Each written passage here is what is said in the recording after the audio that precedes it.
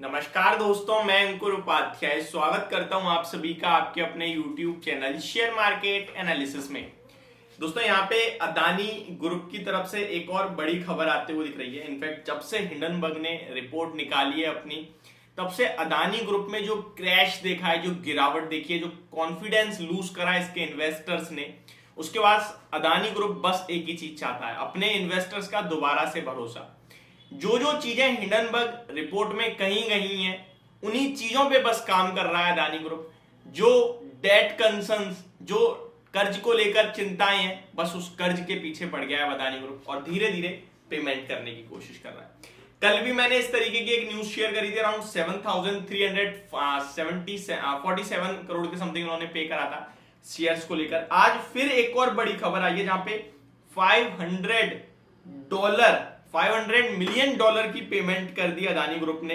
क्या है पूरी डिटेल, इसके बारे में शेयर करूंगा। और डेफिनेटली एक पॉजिटिव न्यूज है, दोबारा से कर्ज को कम करते हुए अदानी ग्रुप। रिसेंटली आपने एक बड़ी इन्वेस्टमेंट देखी है एफआईआई की तरफ से, और आज का एफआईआई का डाटा कुछ सजेस्ट कर रहा है जैसे दोबारा यहां पे बड़ी इन्वेस्टमेंट हुई है, या फिर हो सकता है मे बी ओपन मार्केट में ही कहीं भी खरीदारी है, क्योंकि एफआईआई आज लगभग 3,671 करोड़ की बाइंग करके गए हैं। और जीक्यूजी फंड तो आज कहता ही दिखा है कि we are planning to buy more in Adani stocks. तो ये बड़ी डिटेल थी जो मैं आपके साथ ऑलरेडी शेयर कर चुका हूं।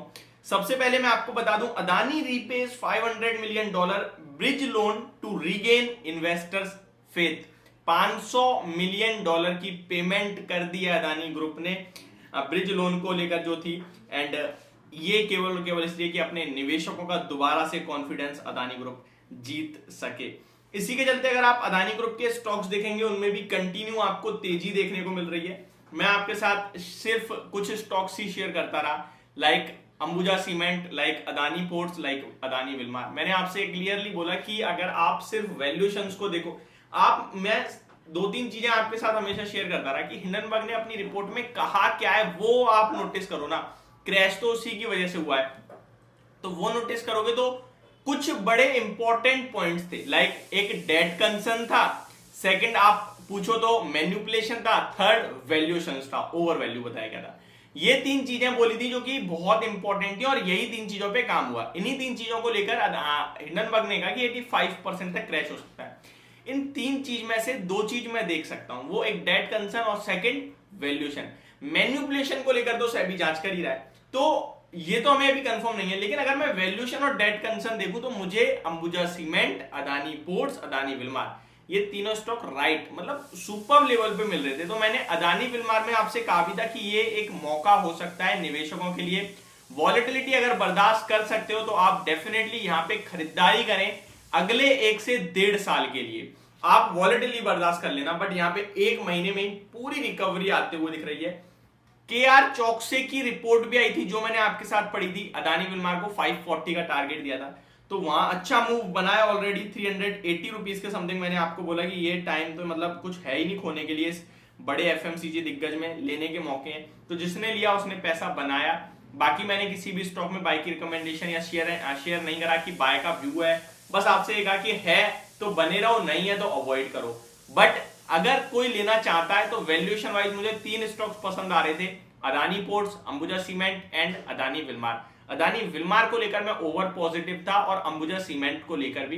अंबुजा सीमेंट में मेरा सिंपल सा व्यू था, यार ये कंपनी 60,000 करोड़ के मार्केट कैप पे ट्रेड नहीं कर सकती, जिसके पास 42,000 करोड़ रुपीस तो केवल और केवल आप देखिए, अगर आप देखें तो 42,000 करोड़ का तो कंपनी पे रिजर्व हो जाता है। 25,000 करोड़ का कैश पड़ा है बुक में, 17,000 करोड़ एसीसी से आ रहा है, 42,000 ये हो गया तो 18,000 करोड़ का केवल काम करेगी। अंबुजा सीमेंट इतनी बड़ी थर्ड लार्जेस्ट प्रोड्यूसर सीमेंट की नहीं हो सकता, वो बढ़ेगा ही बढ़ेगा मार्केट कैप। तो वो रीजन था मेरा। अदानी विलमार एक सुपर्ब एफएमसीजी कंपनी जिसका मार्केट शेयर अच्छा खासा है, वो 380 पे मतलब बहुत अपॉर्चुनिटी समझो, बस मार्केट की क्रैश में ग्रुप की क्रैश में आपको अच्छे लेवल्स मिल गए हैं, तो समझ के लो। वहीं बात करें अदानी ट्रांसमिशन या टोटल गैस की या फिर ग्रीन्स की, तो इनके वैल्यूएशन कंफर्ट अभी भी नहीं दे रहे। गिरावट जब हुई थी वहां भी नहीं दे रहे थे, ये अभी भी एक चिंता का विषय कंटिन्यू बने हुए हैं। तो ओवरऑल मैं आपसे ये कहूंगा, कोई बाइंग या सेलिंग की रिकमेंडेशन नहीं है, आपके पास है बने रहें, अगर धीरे धीरे ऊपर जाए आप जाने दो, जिस दिन आपको रिवर्सल दिखे हल्का छोड़ो, एक साथ पूरा नहीं छोड़ना, थोड़ा छोड़ो और नीचे आए थोड़ा और छोड़ दो, बस ये आपको व्यू रखना चाहिए अपना मेरे हिसाब से। तो ये मेरी वीडियो, होप आपको समझ और पसंद दोनों आई होगी। Thank you so much for watching this video, have a great day guys.